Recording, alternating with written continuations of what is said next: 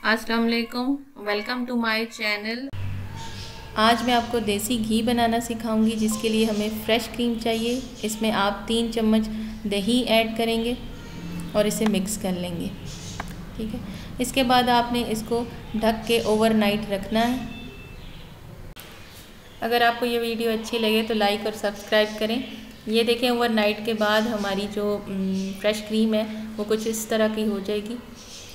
अब हमने क्या करना है, इस क्रीम को हमने जूसर ब्लेंडर में डाल के ब्लेंड कर लेना है। आजकल चूँकि गर्मियों का मौसम है तो इसमें आप बर्फ़ वाला पानी ऐड करेंगे तो जल्दी मक्खन निकल आएगा। अब हम इसको ब्लेंड कर लेंगे।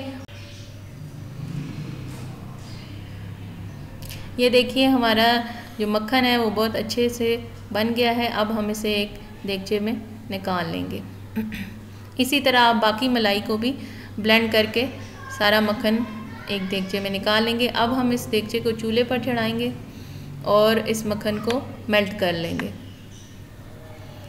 आंच आपने यहाँ पर थोड़ी हल्की रखनी है। जी, ये मक्खन हमारा तकरीबन मेल्ट हो चुका है।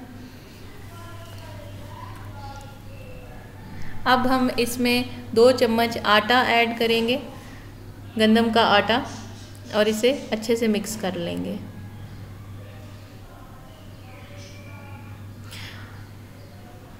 साथ साथ आपने चम्मच चलाना है क्योंकि इसमें उबाल आएगा और आपने इसे छोड़ना नहीं है।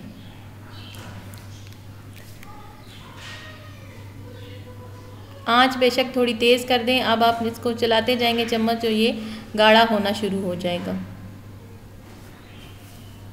ये देखिए, तकरीबन 15 मिनट के बाद हमारा जो देसी घी है वो ऊपर आना शुरू हो जाएगा।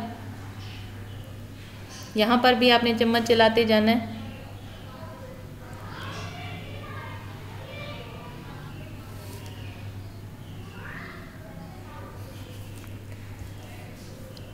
ये देखिए, काफ़ी हमारा जो देसी घी है वो ऊपर आ चुका है। यहाँ पर हमने अब चूल्हा बंद कर देना है।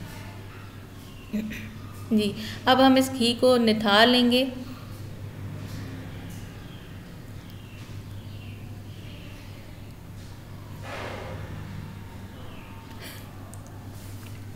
जी, ये देखें, अब इसको छान लेंगे हम, ताकि हमारा जो घी है उसमें लस्सी वगैरह का कोई ज़रा ना जाए।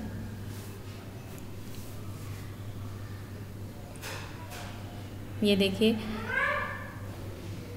अब आप किसी भी कंटेनर में या बोतल में अपने इस देसी घी को सेव कर सकते हैं और आप इसे सहरी में पराठों के साथ खा सकते हैं। ये देखिए, मैंने एक बोतल लिया है, उसमें